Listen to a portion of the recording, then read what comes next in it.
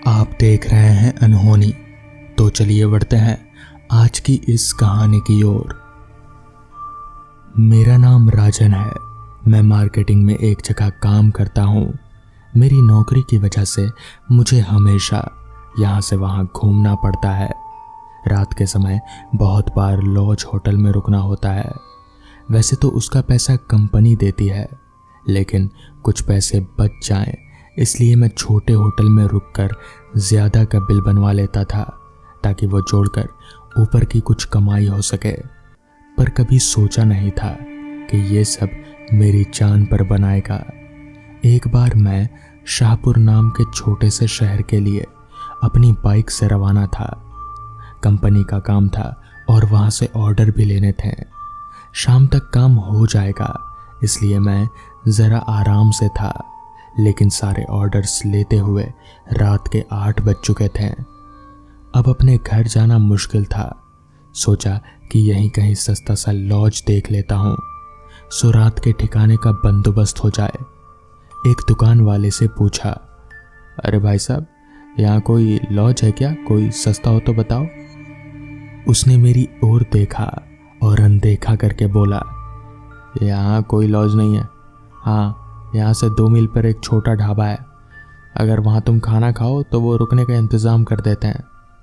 मैं उसको मन ही में ठीक बोला और निकल गया। तभी उसने आवाज़ लगाई।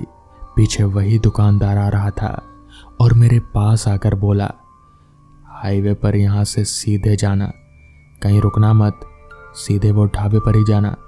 रास्ते में भूतों का डेरा है, तुम नए हो तो तुम्हें पता नहीं होगा, कोई भी रोके तो नहीं रुकना। मैं गर्दन हिलाकर वहाँ से निकल गया। मैंने ऐसी बातें सुनी तो थी, पर यकीन कौन करता है आजकल। थोड़ी ठंडी हवा चल रही थी। हेलमेट के अंदर भी मुझे महसूस हो रहा था। मुझे ठंडी से जुकाम होता है, इसलिए जैकेट पहना था। मैंने शहर से जैसे बाहर निकला, घनी सी झाड़ियाँ चालू हुई। एक बड़ा सा मोड़ आया तो मैंने गाड़ी ज़रा धीरे से हॉर्न बजाई। तभी एक पेड़ के नीचे एक आदमी सोया दिखा। मैंने सोचा कोई भिखारी होगा या फिर कोई पी के पड़ा होगा। मैं बिना रुके वहाँ से चला गया। थोड़ी दूर जाने के बाद मुझे एक रोशनी दिखी। मुझे लगा कि ये वही ढाबा होगा जो वो दुकानदार बोल रहा था। पास जाकर देखा तो एक छोटा सा घर था। बाहर लिखा था होटल माया। एक दिया जल रहा था और बाहर एक कोने में आग जल रही थी। आसपास कोई दिख नहीं रहा था तो मैंने बाहर से ही आवाज़ लगाई, कोई है? काफ़ी देर के बाद दिया लेकर एक बुढ़िया आई। वो काफ़ी उम्र की लग रही थी, लकड़ी के सहारे थी। देखने से सब कुछ ठीक लगा तो मैंने उस बुढ़िया से पूछ लिया, अम्मा, यहाँ रात के रुकने के लिए कोई कमरा मिलेगा? जो बनता है वो किराया दूंगा। मैंने सोचा कि ये क्या ही किराया लेगी, 150 देकर निकल जाऊंगा और सुबह 500 का बिल बना के ऑफिस में दे दूंगा। ऊपर का अपना ही फायदा होगा। इस पर वो बोली, हाँ, अगर खाना चाहिए तो वो भी मिलेगा। मैंने साथ में कुछ बिस्कुट और चिप्स के पैकेट रखे थे। ये सब मैं हमेशा साथ रखता हूँ। सोचा कि इसको रात को क्या ही दिखता होगा, पता नहीं खाना बनाने में कितना टाइम लगे। इस पर मैं बोला, नहीं अम्मा, मैं शहर से निकला तो खा कर आया। वहाँ बस तुम कोई कमरा दिखा दो, सुबह जल्दी निकलना है। वो इशारे से चलने को बोली। मैं उसके पीछे चला गया। घर अंदर से काफ़ी साफ सुथरा था। भीतर जाते ही दाहिनी तरफ 2 कमरे थे। एक में मुझे छोड़कर वो चली गई। मैं भी थका हुआ था। थोड़े बिस्कुट खा लिए और साथ में लाया पानी पीकर खटिए पर लेट गया। खटिया ज़रा छोटी थी, मेरे पैर बाहर को लटक गए। मैं पैरों को थोड़ा मोड़कर करवट लेकर सो गया। थका हुआ तो था ही, तो जल्दी नींद भी लग गई। मेरी आँख खुली तो 12 बज चुके थे। मैंने अपना मोबाइल उठाया तो पता चला मुझे कुछ कुतरने की आवाज़ आई। मोबाइल की टॉर्च जलाई तो देखा चूहा था। उसको भगाया और सोने की कोशिश करने लगा।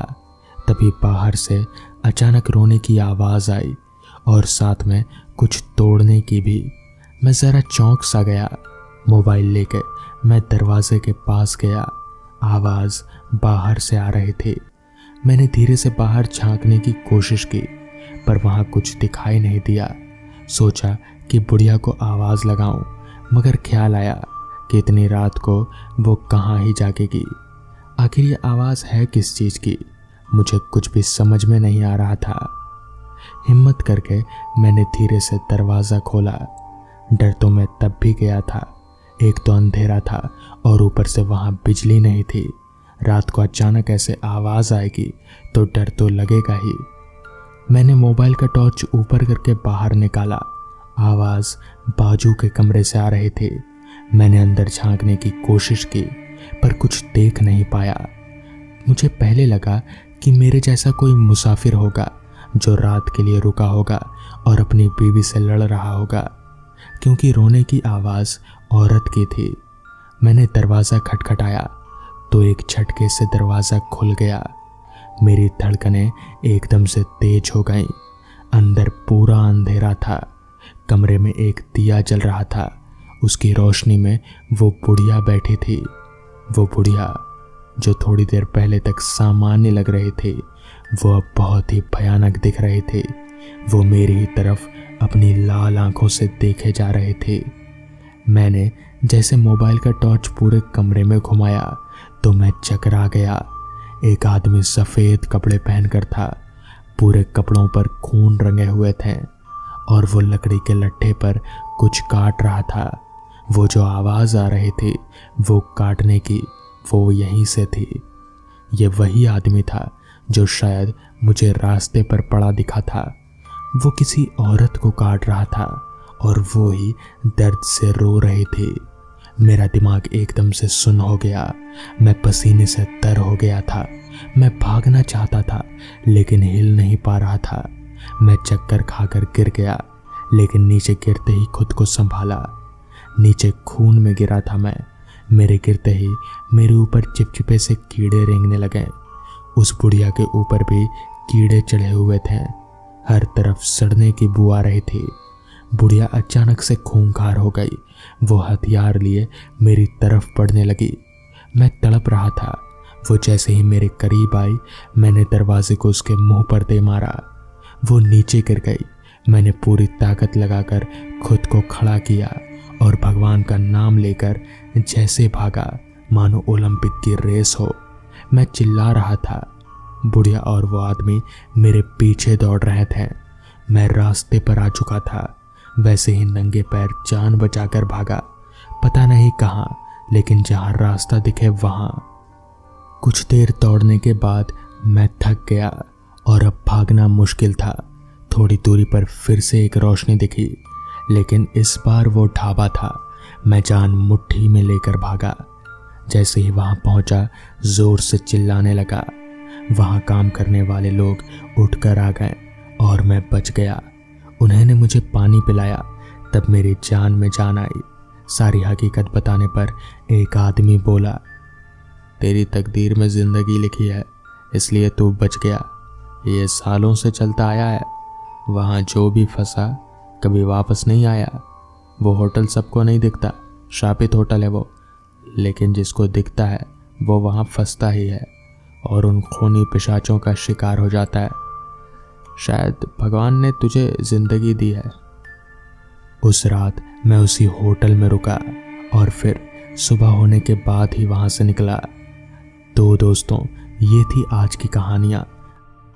कॉलेज की छुट्टियां पड़ जाने के बाद अब बड़ी परेशानी ये थी कि छुट्टियां बिताने जाए कहां, क्योंकि हम तकरीबन सारे हिल स्टेशन और सभी घूमने की जगहों पर पहले ही होकर आए थे। तभी मुझे याद आया कि एक बार मेरे दोस्त नीरज ने मुझे अपने नानी घर के बारे में बताया था, जिस पर मैंने अपने सामने बैठे नीरज से कहा, सुन, एक काम करते हैं। मुझे याद है तूने एक बार मुझे अपने नानी घर के बारे में बताया था, तो वहीं चलते हैं। इस पर नीरज बोला, हाँ यार, अच्छा याद दिलाया तूने, ये सही रहेगा। फिर मैंने बोला, तो कल ही चलते हैं, मजा आएगा। जिसके बाद ये तय हुआ कि इस बार की पूरी छुट्टियां हम लोग नीरज के नानी के घर में ही बिताएंगे। अगली सुबह ट्रेन पकड़कर हम लोग सीधे नीरज के नानी घर के स्टेशन पर उतरे। तब तक सूरज सर पर आ चुका था, यानी दोपहर हो चुकी थी। खैर, चूंकि मौसम ठंड का था इसलिए धूप से हमें कोई तकलीफ नहीं हो रही थी। उल्टा ठंड के मौसम में हम इस धूप का मजा ले लेकर चल रहे थे। स्टेशन से बाहर निकलते ही नीरज मुझे एक साइकिल रिक्शा की तरफ ले गया और रिक्शे वाले से बोला, चाचा कालबट गांव चलोगे? जिसके बाद उस रिक्शे वाले से हाँ का जवाब मिलते ही हम दोनों चल पड़े नीरज के नानी घर की ओर।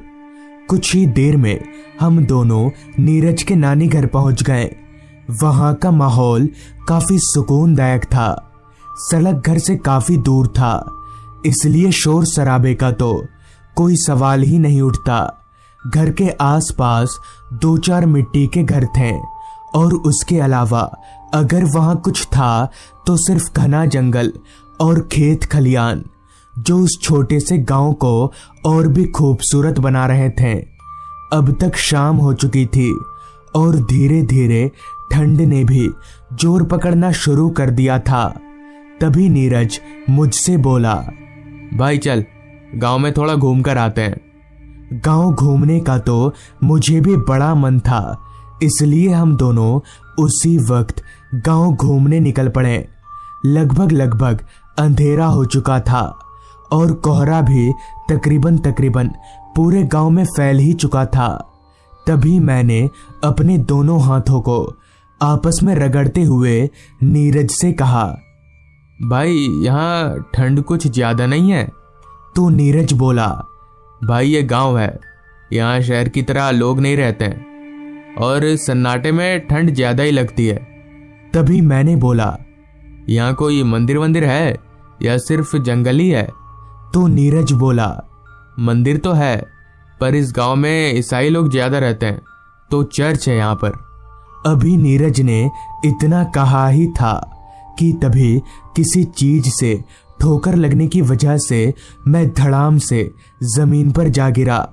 मैंने पीछे मुड़कर देखा तो पाया कि जमीन पर एक छोटा सा बोर्ड लगा हुआ है जिस पर लिखा था, अंदर प्रवेश करना मना है। जिस तरफ उस बोर्ड का इशारा था उधर एक पुरानी सी टूटी फूटी इमारत थी। ध्यान से देखने पर ऐसा लग रहा था जैसे वो कोई चर्च हो।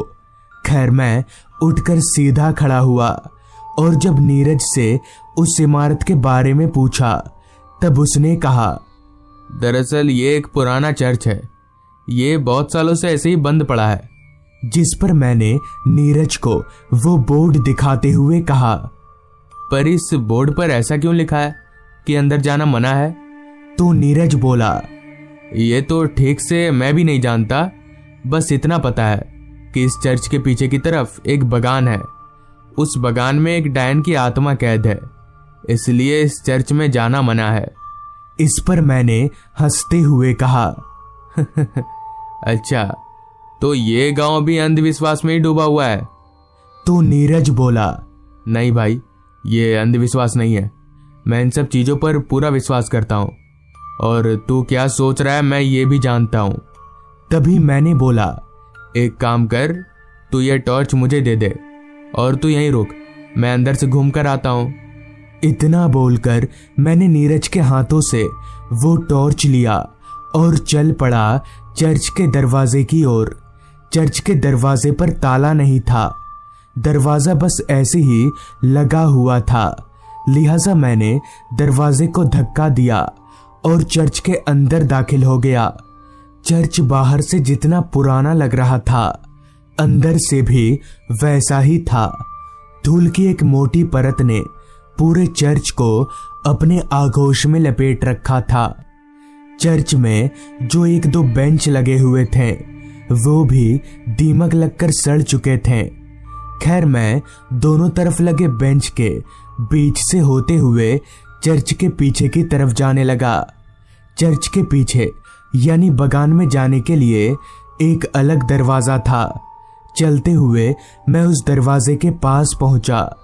दरवाजा बाहर से लॉक था, लिहाजा मैंने दरवाजा खोला तो ठीक मेरे सामने वही बगान था जिसके बारे में नीरज मुझे बता रहा था।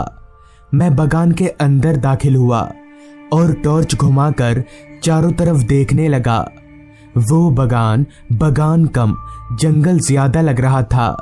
झाड़ियां और पेड़ पौधे बहुत बड़े बड़े हो चुके थे। जमीन पर घासों को देखकर ऐसा लग रहा था जैसे यहाँ बहुत सालों से कोई आया ही नहीं हो। मैंने बगान में घुसकर चारों तरफ देखा, मगर वहां मुझे कोई डायन नहीं मिली, जिस पर मैंने खुद ही मंद मंद मुस्कुराते हुए कहा, कहीं नजर नहीं आ रही डायन, बेवकूफ गांव वाले। अभी मैंने इतना कहा ही था कि तभी मेरे नाक में एक अजीब किस्म की खुशबू आने लगी। मगर वो खुशबू बुरी नहीं थी, बल्कि वो बहुत ही अच्छी खुशबू थी, जैसे किसी ने परफ्यूम लगाया हो। मगर मैंने तो परफ्यूम लगाया ही नहीं था, तो फिर ये खुशबू किस चीज की है? थोड़ी देर और वहां पर रुकने के बाद मैं उस चर्च से बाहर निकल गया। नीरज अभी भी चर्च के बाहर ही खड़ा था। तभी मैंने नीरज से कहा, क्यों चौंक गया ना मुझे देखकर?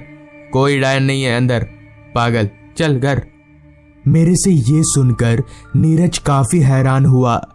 खैर फिर हम लोग घर आ गए। थोड़ी ही देर में रात हो गई। गांव के लोग अमूमन जल्दी ही खाना खाकर सो जाया करते हैं। उस गांव का भी आलम कुछ वैसा ही था। घर के सभी लोगों ने खाना पीना करके जल्दी ही बिस्तर पकड़ लिया। मैं और नीरज एक ही कमरे में सोए थे। कुछ देर तक तो मैं और नीरज आपस में बातें करते रहे, मगर फिर नींद ने कब किसको आगोश में ले लिया, कुछ पता ही नहीं चला। पता नहीं कितनी देर बाद, मगर जब मेरी आंख खुली तब घर के दरवाजे पर दस्तक हो रही थी। दस्तक सुनकर मैं एकदम से बिस्तर पर उठकर बैठ गया। हैरानी की बात तो ये थी कि दस्तक की आवाज सुनकर मैं जाग चुका था, मगर मेरे बगल में सोया नीरज नहीं, जैसे वो दस्तक की आवाज सिर्फ मुझे ही सुनाई दे रही हो। बहुत देर तक दरवाजा पीटने के बाद भी जब किसी ने दरवाजा नहीं खोला, तब मैं ही उठा और अपने कमरे से निकलकर मेन दरवाजे की ओर बढ़ने लगा। दरवाजे पर पहुंचकर मैंने कुंडी सरकाकर दरवाजा खोला तो मैं दंग रह गया, क्योंकि ठीक मेरे सामने एक खूबसूरत लड़की खड़ी थी। वो लड़की इतनी खूबसूरत थी कि मेरी नज़र उस पर से हट ही नहीं रही थी। मगर एक बात मैंने उस वक्त नोटिस करी कि उस लड़की के बदन में से एक खुशबू आ रही थी, ठीक वैसी ही खुशबू जो मुझे उस पुराने चर्च के पीछे वाले बगान से आई थी। मगर उस वक्त उस खूबसूरत लड़की को देखने के बाद मैं कुछ भी सोचने समझने की हालत में नहीं था। इससे पहले कि मैं कुछ बोल पाता, वो लड़की वहां से कहीं जाने लगी। अब तक उसकी खूबसूरती में बावरा हो चुका मैं उसके पीछे पीछे चलना शुरू कर दिया। मैं कहाँ जा रहा था इस बात का मुझे जरा भी होश नहीं था। चलते चलते मैं उसी चर्च के पास आ चुका था। तभी वो लड़की चर्च के अंदर चली गई। मैं भी उसके पीछे पीछे चर्च के अंदर घुस गया। वो लड़की चर्च के बगान की ओर जाने लगी। मैंने भी वैसा ही किया। बगान के अंदर जाकर वो लड़की अपना चेहरा पीछे घुमाकर खड़ी हो गई। तभी मैंने उस लड़की से कहा, आप कौन है? मगर इस पर उस लड़की ने कोई जवाब नहीं दिया। उस लड़की से कोई जवाब ना पाकर मैंने उसके कंधे पर हाथ रखना चाहा, मगर ये क्या, मेरा हाथ उसके कंधे के आर पार हो गया। इतने में ही उस लड़की ने अपना चेहरा मेरी ओर घुमाया तो मेरे होश उड़ गए, क्योंकि उस लड़की का चेहरा बेहद डरावना था। उसकी दोनों आंखें दूध जैसी सफेद थीं और अब उसका पूरा चेहरा बदल चुका था। उसका चेहरा किसी लड़की के बजाय अब एक बुढ़िया में तब्दील हो चुका था। वो बुढ़िया अपनी सफेद आंखों से एकटक मुझे घूरे जा रही थी। मुझे समझ नहीं आ रहा था कि अब क्या करूं। मैं वहां से भागना चाहता था मगर अपने पैरों को 1 इंच भी हिला नहीं पा रहा था, जैसे किसी ने मेरे दोनों पैरों में कील ठोक दी हो। तभी उस बदसूरत बुढ़िया ने अपनी कर्कश आवाज में कहा, बहुत दिनों के बाद आज मुझे शांति मिलेगी। इतना बोलकर उस बुढ़िया ने अपना एक हाथ उठाया। उसके हाथ के नाखून इतने बड़े बड़े थे जैसे वो नाखून ना होकर कोई धारदार खंजर हो। वो बुढ़िया अपने हाथ को मेरे गले के पास लेकर आ रही थी।